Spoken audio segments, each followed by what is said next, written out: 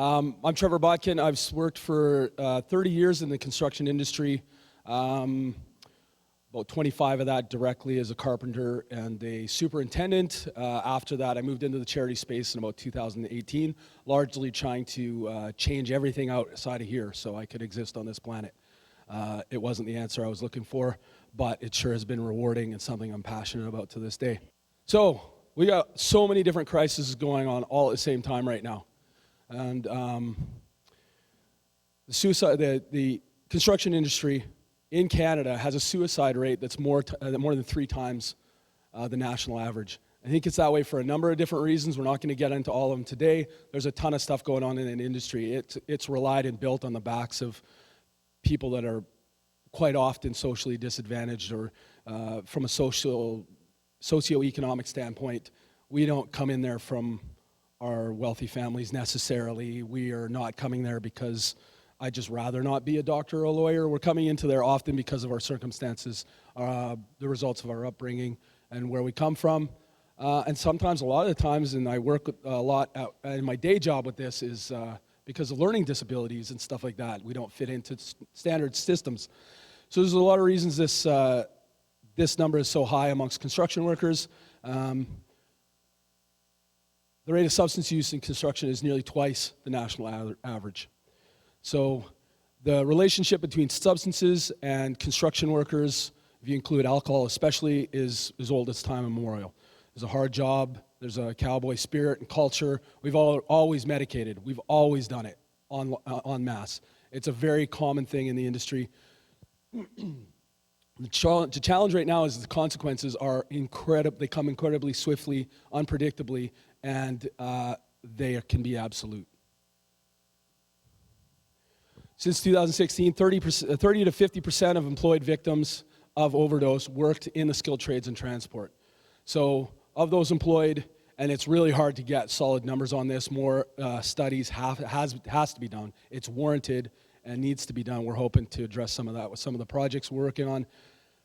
But it's a troubling number, right? These are crisis numbers. These are crisis numbers. I want to introduce you to Matthew Arnold. This is a tough one for me. Matthew worked for me in 2016. He was a young guy.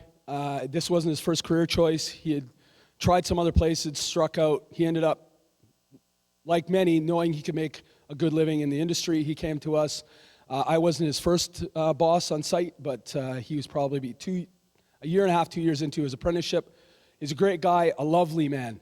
When it come to his fitting into the job site and into the camaraderie and the spirit of the crew, he stood out because he was very kind and generous. He didn't speak as confrontationally as we did. He wasn't as aggressive as we did. And people actually enjoyed that, responded to it very well, because he was always there to be of service. And when he asked you a question, he cared about the answer. He would listen. And when you were having a problem and felt overwhelmed, Matt would listen. He would care, and he might offer his solutions. He's just a beautiful guy. Things went south with Matt. Around November of 2016, things started to shift. His energy shifted. The way he showed up on the job site shifted. He was becoming clumsy. He was creating dangerous situations for himself and his co-workers. Unfortunately, I had to make the decision to let Matt go. Today, to this day, as I stand here, I made the right decision. I made the right decision. His safety and the welfare of others on the job site was wrong, but I knew what was going on. I knew what was going on because I had a lot, I suspected at the time, it was confirmed later, I had a lot in common with Matt. I too was suffering from a spiraling addiction. Matt sent me this message. I let him go probably around the 15th to the 19th of December.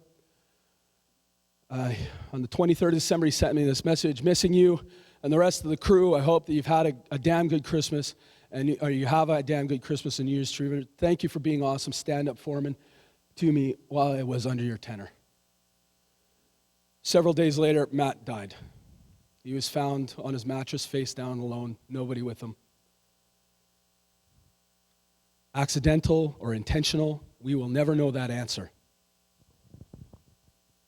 But it happened. Now you notice where this is cut off, and it might be it might be easy to assume that I've cut off my response because I didn't want you to know how personal it was and how I reached out to him, and I didn't respond to that message. I knew he was in a tough way. I had to let him go. It broke my heart to do it. And when I got that message, I didn't respond. Was I distracted by my own situation? I don't know. Was I minimizing the impacts of his termination, how I responded to his struggle? Probably. I didn't have the tools, I didn't have the awareness of my own situation, or I had no awareness around mental health. I had absolutely no way to connect with this guy, to have that conversation safely for him, safely for me. I was protecting my job. I didn't want to get fired. I was his leader. I had this stubborn sense of masculinity that I was trying to live into every day. I was trying my best to live the alpha male role of leadership, whatever that is. And instead, I should have been, as I'm trying to do now, living into a shepherd's mindset. So imagine the irony and how many times Matt's story played through my mind up until March 6, 2019, where I was waiting for my mother to go to work so I could back my Jeep into the garage and just end it. I was done. I was done with the misery and the despair I'd been suffering in. I had nowhere left to turn. I had nobody to talk to. I thought I would lose my job and my reputation. I would let people down. I didn't think I could talk to my coworkers because I couldn't talk to Matt. I'd seen it 100 times play out before, where guys struggle, they drown, and nobody is there. And that's what I tell myself. That'll be me. That's what's happened. There's nothing for me. Nobody gets me. The challenge of the construction industry is that we come in there believing that's the only place we belong and fit. When I got there, I had been bullied I love this shirt. I'd been bullied my whole childhood adolescence. I didn't fit in. I didn't go serve well. My first day on a job site, I was like, these are my people. This is where I belong.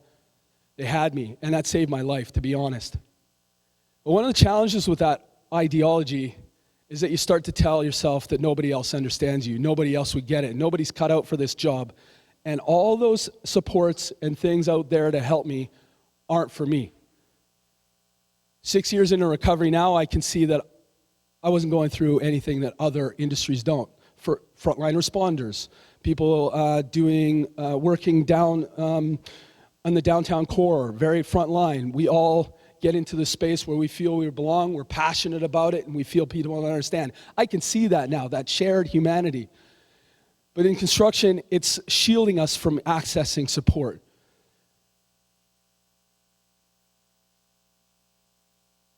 I don't live with regret anymore, but I do live with a passion, and I'm so glad I've been able to have this conversation with Matt's mom, that I can take this experience and do something to help this industry, the place that gave me a career and a life and put food on my kids' tables.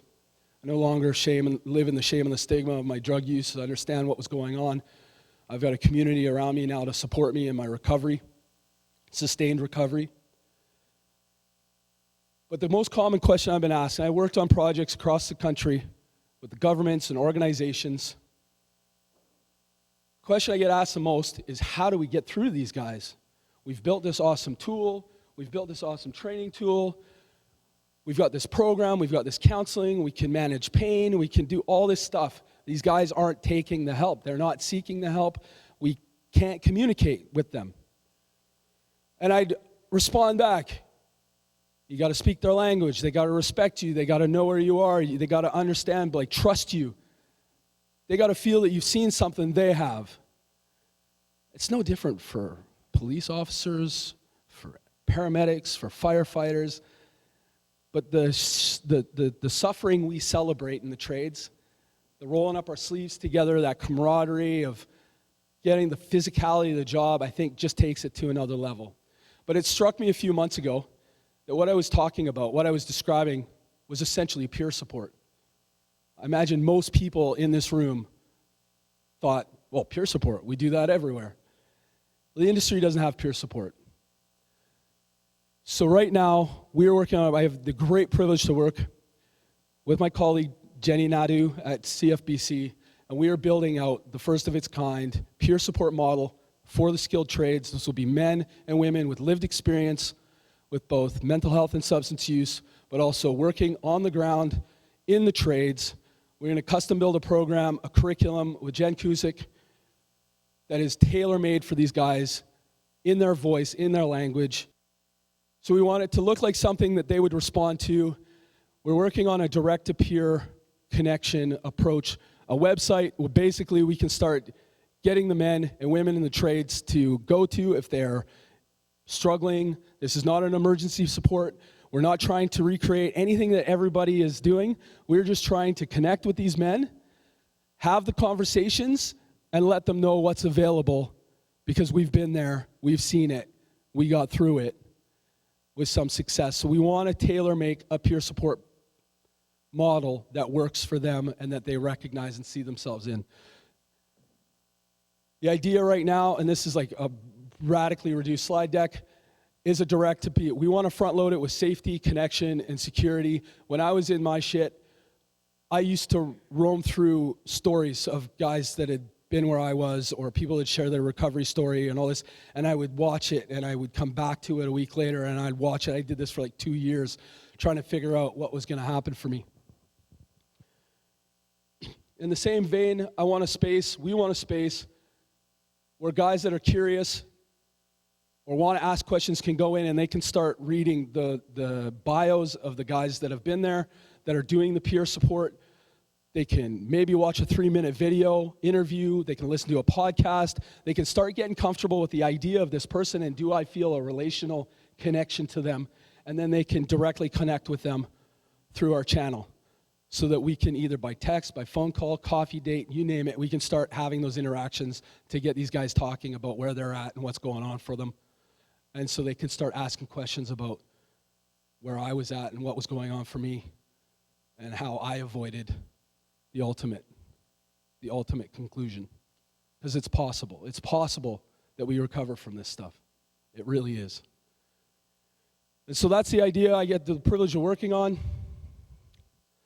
Beyond that, all I want to say today is, whether it's recovery or harm reduction, you name it, if hope, determination, empowerment, and opportunity aren't fundamentally built into what you are providing to the community, you're not doing it right. I've seen so much confusion over the last few years, and there's so much opportunity for different perspectives to twist things and manipulate things, and people are getting impatient and people are dying. We need to address all these things when we're supporting people. And that self-determination, I've highlighted it differently because that's a tricky one. On March 6, 2019, in the absence of hope and possibility and opportunity and empowerment, I was choosing to leave this world. I was over it. I couldn't stand the suffering anymore. I even convinced myself that my family and my children would be better off without me. 40 days later, after the miracle of landing in a place that could give me the help I need and the guidance I needed, I thought, maybe I'll take a crack at this thing called life. That's all I got.